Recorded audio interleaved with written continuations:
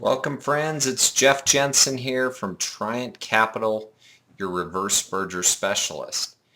This presentation and talk today is about shell due diligence and how to do a reverse merger the right way versus the wrong way.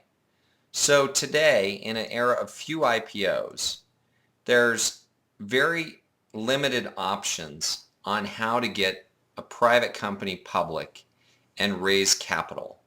And reverse mergers and pipes have become an increasingly acceptable way of becoming public. They're faster, they're less expensive, they're not dependent upon market conditions, more management control over pricing and when you pull a trigger on getting public, and typically less dilutive. So more companies are following the footsteps of entities like Blockbuster Video, Waste Management, Occidental Petroleum, Muriel Siebert's, Rocky Mountain Power, Turner Broadcasting, American Dairy, just to name a few, who have successfully completed reverse mergers and gone all the way to the highest levels of NASDAQ or the New York Stock Exchange, building billion-dollar businesses. So despite recent steps taken by the SEC to remove non-compliant shells from the landscape, many of the risks inherent in reverse mergers are still present. So any form of a transaction that can result in significant increases in value that will inevitably attract its fair share of good people and also bad people. So in reverse mergers, like anything else, the issue is the separation of the good from the bad, the culling of the Enrons, the WorldComs, the Boston Markets, and the like, from the good companies. Now, how do you do it? Ethics and law, at their best, corporations serve many masters. The general public, the folks that are investing their hard-earned money in these public companies, customers, obviously shareholders, management, broker-dealers who are out there and helping you get the word out about your public stock and creating a market for your stock, employees, suppliers, service providers, both insiders and outside observers as well in your community. So transactions that fairly promote the interests of all of the stakeholders may run into regulatory trouble, but that trouble is usually very limited. Transactions that are designed to enrich one class of stakeholder at the expense of others are likely to run into regulatory problems, and when they do, the trouble's not insignificant. It's often life-changing, and it can include jail time. So you have to be very cautious about who you work with. Reverse mergers are tools which people can grow a business or take care of a business opportunity in such a way that benefits all the stakeholders. So they're not tools to line the pockets of one class of stakeholder at the expense of the others. So even if you cannot find a legal or regulatory citation that prohibits what's been done or what's been proposed in a transaction, anything that looks and smells of a scheme should be avoided, and anyone who shows indications or misstatements about their intentions, misrepresentations, mischaracterizations must be watched very closely to make sure that enriching one class of stakeholder is not their incentive. So due diligence in this shell process, in finding a clean shell and finding good partners to work with, becomes paramount. So listen carefully to the people involved. Take heed of what they say.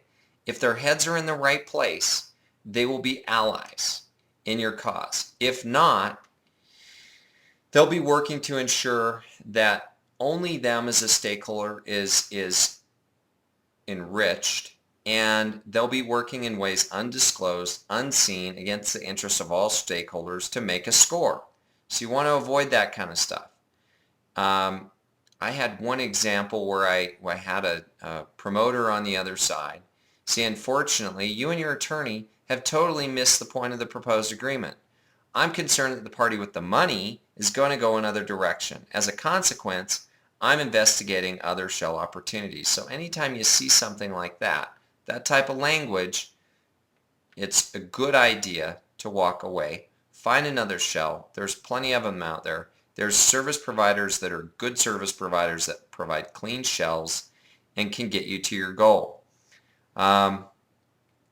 Even if you do not, as I mentioned, have legal or regulatory reasons to distance yourself from a situation, if things don't seem right, there is no reason to proceed.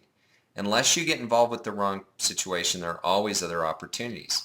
So in the due diligence process, take the name and address of every party involved with the shell, whether principal stockholder, promoter, advisor, lawyer, whomever. Run them through an internet search, the SEC website, Pacer, similar websites. Ask around.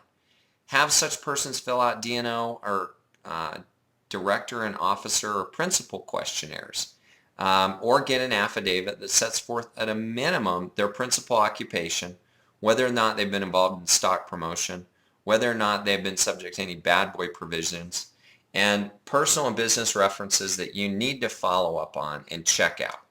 If they're promoters, get a list of the last few transactions in which they've been involved.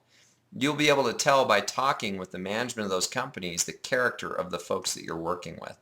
If anything shows up, either back away or expand the depth and scope of your inquiry. Be wary of persons with adverse regulatory backgrounds. It's easy to get caught up in a legal proceeding that may have been brought after a shell transaction and you had nothing to do with the principal or the person that brought that heat into your transaction. If you're stonewalled by people or suggestions that would reduce risk, look closely at those people. What is their incentive? Why? Be especially sensitive to discussions of free trading securities. Frequently, this is an indication that people want to get theirs and get out at the expense of others. And capital structure in those types of deals isn't long-term. It's not conducive to a successful reverse merger. Question the officers and directors. Ensure that they're aware of their responsibilities. They've consulted with legal counsel and provide the appropriate consent for the actions of the company. Also, complete appropriate adjudgment, debtor, tax lien searches, old Article 9 and revised Article 9 jurisdictions using CSC or a similar service. Check to see that the shell has a capital structure that's suitable for a reverse merger.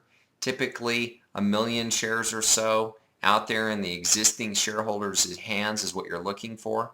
That allows you to qualify for Amex or NASDAQ, and that's a good number. If there's an overarching number of shares, ask yourself why. Make sure that the capital structure is right. Check the SEC filings to make sure the company's current. Read the SEC disclosures, all of them. Review the financial disclosures in the SEC filings and other financial disclosures to learn about the company and see what the current. Make sure that the management and everyone that's involved is properly disclosed in those filings. Also, review the cap table and shareholders lists. Get a NOBOs list from DTC as well. Characteristics of a good shell,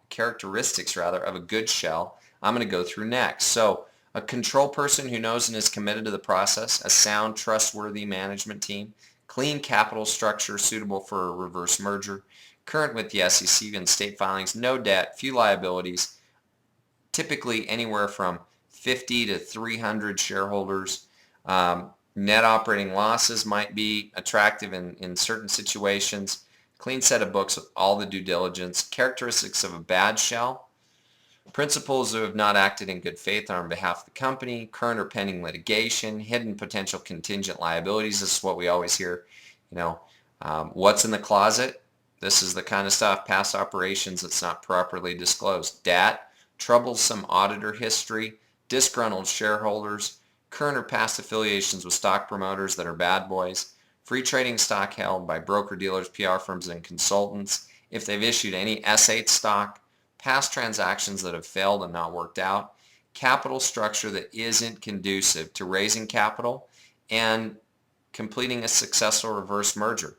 So no control persons who can effectively speak for the company, that's also a bad sign.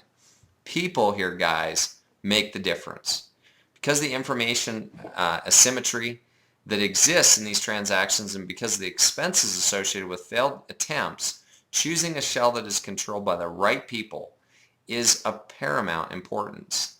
Work with knowledgeable, experienced counsel and accountants who are familiar with the reverse merger and have your best interests in mind. Signs of a bad boy, control persons or their representation tend to be working against you rather than with you. They're not forthcoming with information or provide information and materials that are unprofessional. Try to move faster than sound business practices will allow. They seem unconcerned about the company's prospects after the deal is closed of raising capital and getting a good aftermarket. Principals who are retaining a significant interest are averse to lockup and leak-out agreements. Boy, in just about every transaction we get those. So why use a reverse merger specialist like Triant or one of the other ones that are out there? Well, first of all, it's who we are. It's what we do. We're all in the business of providing good advice and long-term advice that leads to future transactions. So what value can a firm like Triant provide? First off, a solution to the information asymmetry, an indemnification, experience with reverse mergers, experienced accountants and attorneys that can help you out in completing your transaction the right way, value added things such as investor relations services out there where we're introducing to pipe firms and things of that nature, and a track record, with the assurance that we've got the ability to complete good transactions. Okay, so takeaways from this Triant Shell due diligence PowerPoint presentation and video to you guys. Choose good people. Work with experienced professionals. Reverse merger specialists do not have to make all their money in one deal. And their future deals depend on their performance of the past deals. So they provide the most efficient and reliable path for you to get your private company public. And if you do run across those bad guys and bring them into your nest, they're really hard to get out. This is like bringing people into your family that you don't like. They're shareholders in your company now. They're a part of your everyday life. Be very cautious. Tread slowly and make sure to do your due diligence. And if you have any additional questions, feel free to give me a call. Once again, Jeff Jenson, been in the business for 2 generations, almost 20 years. My information follows, and make it a great day.